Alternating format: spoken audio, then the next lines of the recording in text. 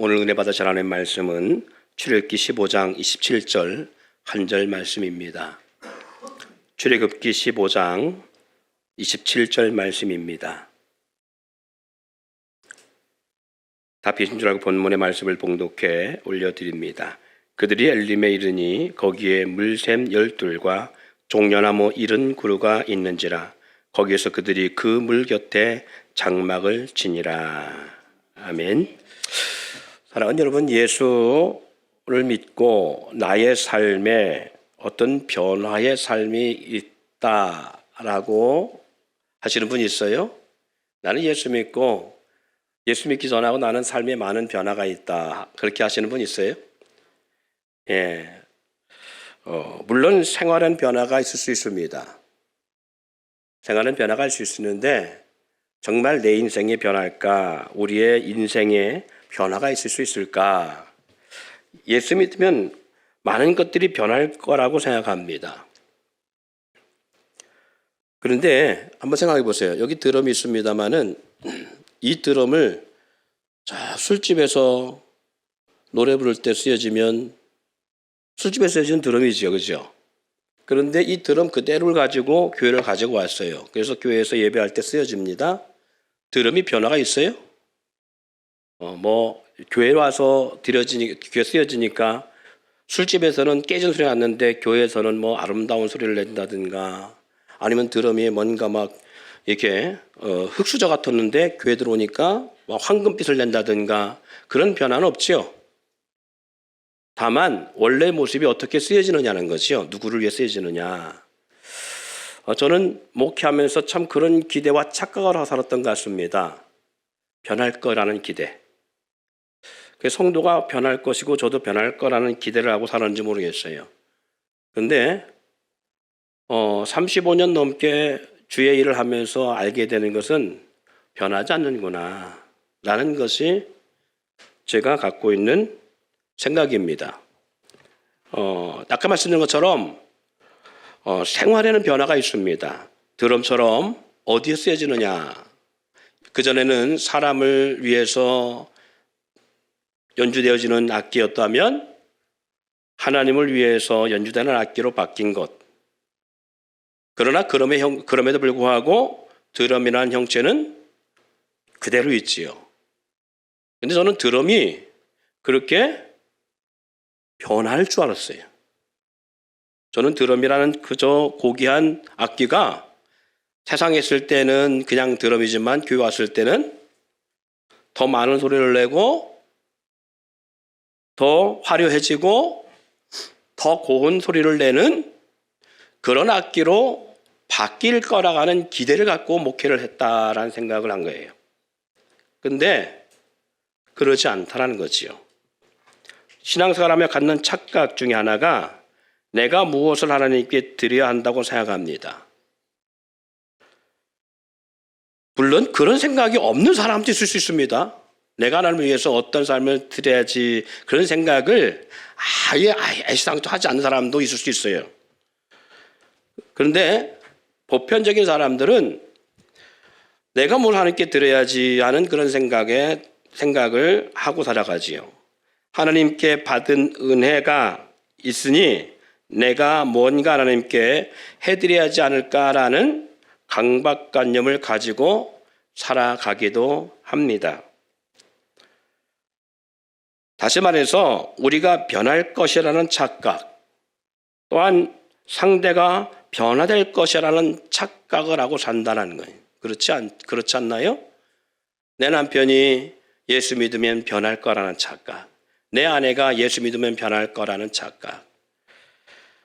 그래서 그런 착각에 살다 보니까 변하지 않음의 모습을 보면서 그로 인해서 실망하고 낙심하고 괴로워합니다. 이번 주에도 우리 부부가 차를 마실 수 있는 그런 시간이 있어서 둘이 차를 마시게 되어지면서 그런 이야기를 나눴어요. 참 변화 안 된다고. 근데 정말 변화 안 돼요. 변화될 거라는 착각이 있으니까 자꾸 변화되지 않는 것에 대한 괴리감을 갖게 되어지고요. 그거에 대해서 고통을 느끼게 되어지는 것 같아요. 아마 여러분들이 다 그럴 겁니다. 내 남편이 변할 거라는 착각, 내 아내가 변하고 바뀔 거라는 착각, 우리 부모가 바뀔 거라는 착각, 우리의 자녀들이 바뀔 거라는 착각. 또한 내가 하나님께 뭔가 잘해서 은혜를 주시고 나에게 복을 주실 거라는 착각과 복을 주셨다라는 착각, 그런 착각을 우리는 하게 됩니다. 그런 착각이 무엇을 불러오느냐 하면 나름 믿음 생활하는 사람들이 혹 잘되면 자신이 하나님 뜻대로 살아서 그렇게 됐다라고 하는 자기 스스로의 자기의 우월감, 자기의 의로운 정의감을 내립니다. 그런가 하면 그런 착각이 상대방에 대한 판단을 하게 되는 그러한 모습을 갖게 되어져요. 그래서 나는 이렇게 되는데 너는 왜 그렇게 못돼? 라고 하는 착각 속에 판단하고 상대를 가르치려고 한다는 거지요. 이렇게 신앙생활 해야 돼, 저렇게 신앙생활 해야 돼 라고 착각 가르친다는 거예요. 사람은 변하지 않습니다. 옆에 보세요. 바뀌었나? 아니, 자기 자신을 보세요. 바뀌었나? 신앙생활의 연조가 깊을수록 알게 된 것은 바로 그런 거예요.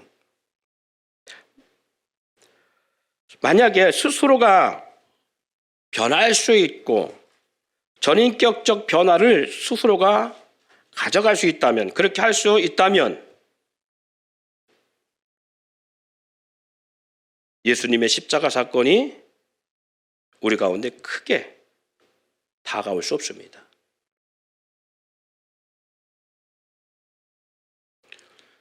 우리는 변할 거라는 생각을 갖고 살아가면서 나의 삶의 변화가 나로 인하여 왔다라고 하는 착각에 빠져 있어서 십자가 사건이 우리에게 그렇게 귀하게 안 와닿을 수 있어요. 그러나 우리가 우리 스스로 뭔가 변화를 일으키고 내가 노력해서 변화될 수 있고 내가 어떤 정말 고난의 삶 아니면 근신의 삶 어떤 방법을 통해서라도 우리의 삶에 변화가 주어지고 우리가 전인격적 삶의 변화가 나타나고 있다면 예수님의 십자가 사건이 필요가 없고요. 주님의 은혜가 없이도 살아갈 수 있습니다. 그런데 우리는 변화되지 않아요. 그럼 왜 예수 믿으면 바뀐 모습으로 보입니까? 제가 말씀드렸지요. 변화돼서 그런 게 아니라 환경 가운데 변화의 삶의 역사처럼 보이는 거라고요.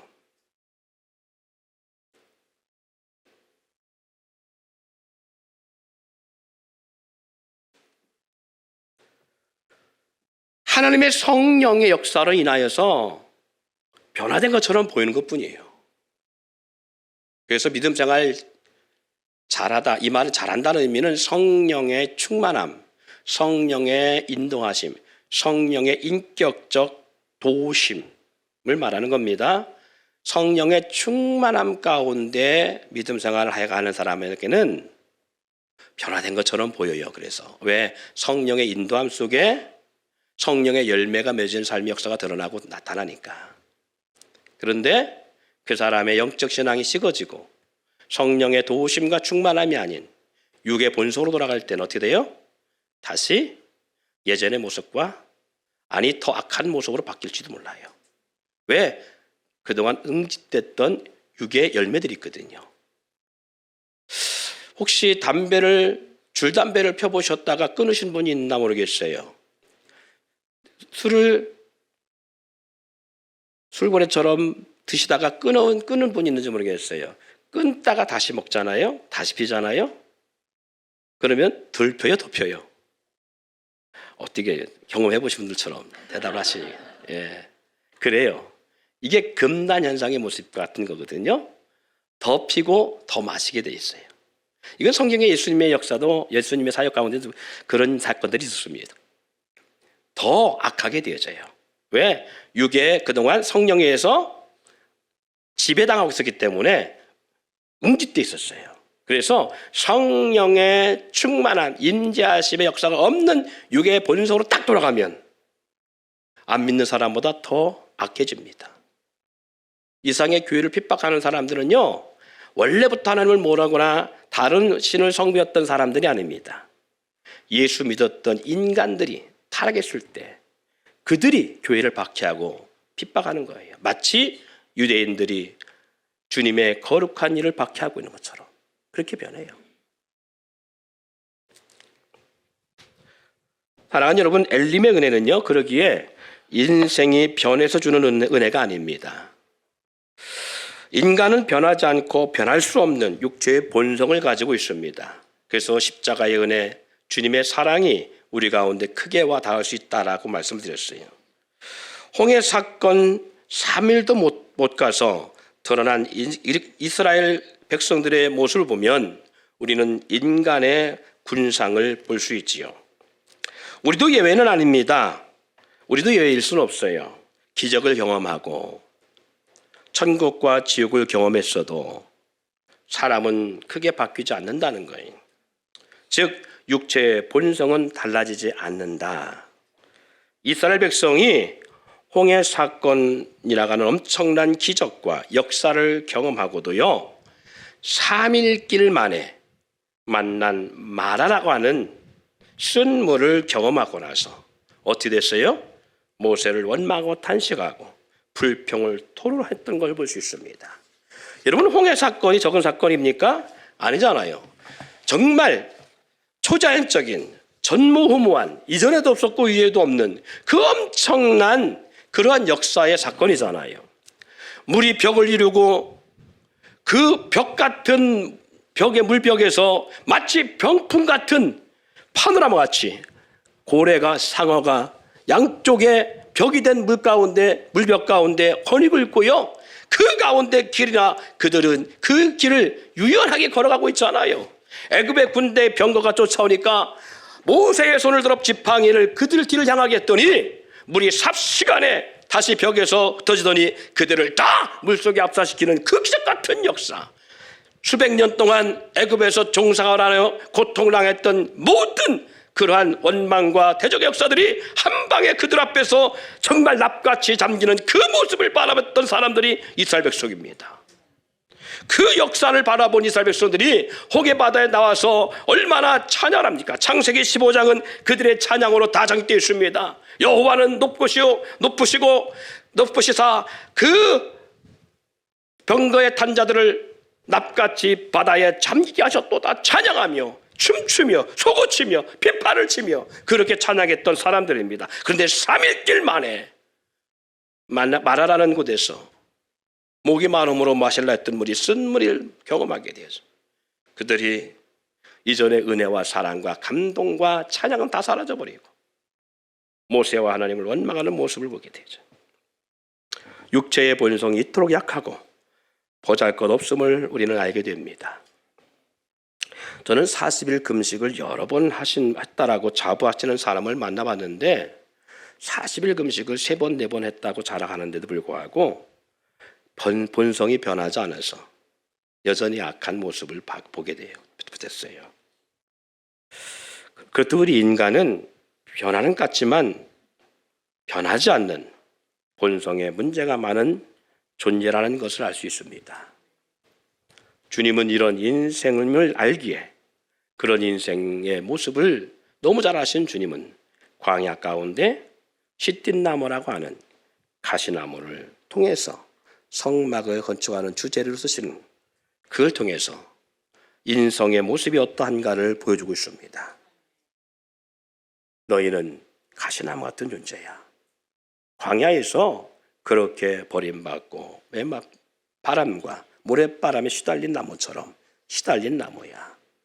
너희는 누구나 쉽게 다룰 수 없는 나무 같은 존재야. 오직 너희의 본성은 가시만 가득한 존재야. 그러나 성령과 권세와 은혜와 믿음으로 포장될 때만이 그 시딘나무의 가시나무가 감춰지고 믿음의 모습처럼 드러나고 은혜의 모습처럼 드러나고 하나님의 권능의 모습처럼 드러날 뿐이라는 사실이지요. 다시 그 드러났던 금 부치를 떼어내고 놋의 부치를 놋 껍질을 벗겨내면 은혜 그 껍질을 벗겨내면 무슨 나무다? 싯된 나무에 불과하다. 그것처럼 싯된 나무 같은 존재라는 것을 깨닫게 하시기 위해서 하나님께서는 그들에게 이와 같이 싯된 나무를 통해서 하나님의 성령이 거하시는 성막, 하나님이 임재하시는 성막의 주재료로 사용했다는 것이지요. 이것은 성령 역사가 아니면 우리는 뭐가 드러난다? 본성이 드러난다. 우리의 본성은 성령의 역사로 말미암아 감춰져 있을 뿐이요, 우리가 완전히 변화돼서 그렇게 된 것이 아니란 사실이, 성령의 능력으로 살아가지 않으면 우리는 육의 본성에 다시 살아갈 수밖에 없는 존재라는 사실을 알 수 있다는 거지요. 두 번째는 엘림의 은혜가 뭐냐? 엘림의 은혜는 우리가 주님의 은혜로 살아가는 인생임을 보여줍니다. 우리는 주님의 은혜와 위로가 아니면 절대적으로 살아갈 수 없는 존재들입니다. 하나님은 마라를 통해 인간의 군상을 알게 하시고 엘림을 통해 주의 은혜를 알기를 원하셨습니다. 마라를 지나고 만난 곳 엘림, 그곳에 12물샘과 70그루의 종려나무가 있는 오아시스인데에 엘림은 광야 속 마라를 지나 주어지는 안식과 은혜를 보여주고 있는 거예요. 불평이든 원망이든 낙심이든 아니면 자만이든 교만한 마음을 가지고 살든 어쨌든 우리가 살아가는 일상 속에 이와 같이 주어지는 은혜와 안식, 힘의 공급처가 바로 엘림입니다. 그들이 원망을 했어도 모세에게 대적하며 이 광야에 죽게 하느냐라고 외치며 그렇게 불평하고 대적했어도 하나님은 그 다음에 뭘 주신다? 엘림의 은혜를 주셨음을 볼 수 있습니다. 우리의 삶이 불평이 가득한 사람이 있습니까? 엘림의 은혜가 있을 줄 믿습니다. 원망이 가득한 사람이 있습니까? 엘림의 은혜가 함께할 줄 믿습니다. 고난의 삶을 산다고 그렇게 스스로가 고통 가운데 느끼고 살아가는 분이 있습니까? 여러분 머지않아 엘림의 은혜가 주실 줄 믿습니다. 이와 같이 엘림은 그들 가운데 마라라고 하는 고통의 시간을 지나 하나님이 그 고통을 지속시키지 아니하고 엘림의 은혜를 통해서 하나님이 위로하시고 할렐루야, 하나님의 은혜와 힘의 공급의 역사를 허락하시는 것을 우리 가운데 주실 것에 대한 하나의 모습임을 잊지 않기를 바랍니다. 주님의 안식과 셈을 주시지 아니하면 우리는 이 땅에서 온전한 삶을 살아갈 수 없습니다. 때에 따라 이른 비와 늦은 비를 주시듯 주님의 위로와 힘을 주시지 않으면 우리는 날마다 넘어지고 지쳐서 나갈 수 없는 그러한 존재라는 사실을 우리는 알 수 있어요. 하나님을 우리가 불의할 때도, 죄를 짓고 허망한 인생을 살아가는 순간에도 하나님은 이와 같이 마라로 인도하기도 하시고 엘림으로 인도하기도 하시는 분이십니다. 세 번째는 엘림의 은혜와 역사는 영원한 것이 아닌 일장춘몽의 시간이라는 사실도 잊지 않기를 바랍니다. 그럼에도 불구하고 엘림은 영원한 것일 수 없다라는 거예요. 우리는 현재를 살아가며 가끔 그런 착각을 합니다. 고통의 시간을 보내고 있는 사람들은 이 시간이 끝나지 않을 것 같다라는 착각. 행복한 시간이나 무엇인가 잘 되는 일을 만나면 영원한 것을 소유한 사람처럼 우리는 자만하거나 쉽게 그 아름다운 것들을 남용하고 살아가는 경향이 있어요. 마치 뜻하지 않은 돈이, 목돈이 들어오면 그 돈을 잘 간직하고 어떻게 하든지 마디게 쓰여지고 그리고 오래 잘 그것을 보관하면서 유용하게 쓰여야 되는데 그렇지 아니하고 이것은 땡 잡은 돈이다 생각해서 쉽게 써버리는 것처럼. 우리 자녀들이 어릴 때 바다에 수영하다가 물 안경 쓰고 수영을 하니까 좋은 것이 있어요. 물속에 돈이 보이더라고. 무슨 새처럼 만원짜리, 그때는 5만원짜리 없었어요. 만원짜리 돈이 막 이렇게 막 떠다니더라고, 물속에서. 그러니까 수영복 속에 돈을 꾸물쳐 놨다가 이게 빠져나온 거예요, 수영하는 사람들이. 3만원을 주었습니다. 그 자리에서, 야, 왜 행제했다. 그날 저녁에 5만원 이상 나갔습니다. 네. 무엇이든지 어떤 환경이든 이 세상에는 영원한 것이 없습니다. 곧 죽을 것 같아도 그 또한 지나가고 너무나 확고한 순간도 잠깐 지나가는 일정 춘몽의 시간이라는 거예요. 마라의 고통도 영원하지 않았으며 엘림의 은혜도 영원한 것이 아니란 사실이지요. 이 땅에서 주어지는 삶이 영원하지 않은 잠시 주어진 것이며 잠시 누리는 것뿐이기에 우리는 그래서 일장 춘몽 같은 삶이다라고 이렇게 표현할 수 있습니다. 여러분, 그렇다면 기억하세요. 현재 살고 있는 집, 아이고 우리는 언제 이런 집에서 탈출하나, 그 생각하지 마세요. 그 집도 환경도 오래가지 못합니다. 직장도 만나는 사람도 일장 춘몽처럼 금방 지나갑니다. 늘 반복되는 일상, 지겹게 느껴집니까? 그러나 그 또한도 잠깐입니다. 지겹게 느껴지는 일이나 시간, 불행하다고 여기는 순간도, 놓치고 싶지 않은 사람도, 현재 주어지는 소중하다 여기는 모든 것들도 금방 지나가고 다시는 오지 않습니다. 코로나 환경도 지나갔듯 오늘 여러분 이 장소, 함께 예배하는 이 장소도 지나갑니다. 교회를 오가며 왜 이렇게 멀고 지루할까? 그리고 항상 붐비는 저놈의 태미고개를 지나오며 언제까지나 이 고개를 넘나들며 다녀야 하나? 혹시 그런 생각으로 넘나드시는 분이 있다면 오래가지 않습니다. 금방 갑니다. 그리고 어느 순간 느껴질 겁니다. 예전에 저 태미고개를 매주마다 넘어다녔는데 곧 지나갈 것을 알기에 저는 요즘 그 태미고개를 일부러 걸어다녀 봅니다. 걸어서 넘어볼만 해요. 머지않은 날 태미고개가 역사 속에 사라질 수 있습니다. 그 붐비던 고개가 어느 순간 역사 속에 사라져 다시는 넘을 수 없는 고개가 될 수 있습니다. 누군가는 지옥같이, 누군가는 천국처럼 느껴져도 영원하지 않습니다.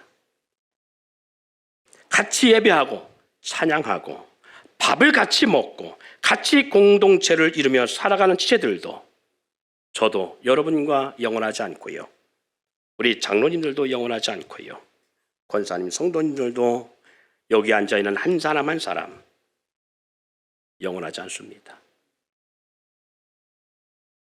백석교에서 떨어져 신앙생활하고 싶고 다른 교회로 가고 싶은 마음을 가진 분들도 혹 있을 수 있다면 기억하세요. 이 또한 영원하지 않다라는 것. 어떤 이는 지겹다고 생각하고 어떤 이는 죽을 때까지 함께하고 싶은 마음으로 살아가도 어느 순간 사라집니다. 너무 걱정 마세요. 그리고 너무 지겨 마세요. 그리워질 때가 반드시 옵니다. 현재 함께 살아가는 가족들도, 부모들도, 형제도, 자녀도 영원한 존재가 아니라는 사실입니다. 지금은 형제와 떨어져 살고 싶고, 지금은 집에서 나가고 싶고, 지금은 부모의 간섭 안 받고 살고 싶고, 빨리 결혼하고 싶은 심정인 사람도 있을 것입니다. 그러나 이 또한도 일장춘몽입니다. 금방 갑니다. 시간이 지나고 나면 좀 더 잘할 걸, 좀 더 잘 섬길 걸, 좀 더 사랑해 볼 걸, 좀 더 살아가며 살아볼 걸, 반드시 그때가 옵니다. 여러분 곁에 있는 부모 평생 내 곁에 있지 않습니다. 어제까지 웃으며 대화했는데 어느 순간 오늘 나 혼자 남아있구나를 알게 되어집니다. 자녀들이 어릴 때 동해 바다로 휴가를 간 적이 몇 번 있습니다. 바닷가 해변에 텐트를 치고 있자면요, 많은 것들이 부족함을 느끼게 되어져요. 그래서 다른 사람들이 놀고 간 자리나 뒷자리들을 이렇게 찾아다니며 주변을 돌아다니면서요, 모래가 묻지 말라고 여기저기에서 디딤돌도 갖다가 놓고, 발에 묻은 모래를 씻기 위해서 남들이 버리고 간 그릇도 갖다가 물 담아 설치해 놓기도 하고, 파라솔이나 그런 낚시 의자 같은 것들도 한쪽이 부러졌던 어떤 갖다가 설치도 해놓고 등등 텐트 아니나 텐트 밖에 이것저것 필요한 것들을 갖다가 이렇게 설치해놓고 있다 보면 한 2, 3일이 훅 갑니다. 이제 좀 뭔가 쉬려고 하는데 4일이 지나서 텐트가 더 집에 오야 됩니다.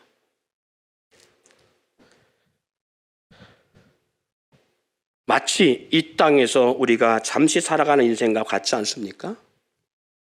영원한 것을 준비하는 것처럼 열심히 모으고 열심히 관계를 맺고 열심히 살아가지만 어느 순간 인생의 끝자락에 서는 날 뒤를 돌아보면 정말 준비해야 될 것은 준비하지 않고 버리고 가야 될 것처럼 그리고 가져갈 것이 없는 것처럼 소멸하고 없어지고 가져가지 못할 것만 모으며 살아갔다는 사실을 알게 되어집니다.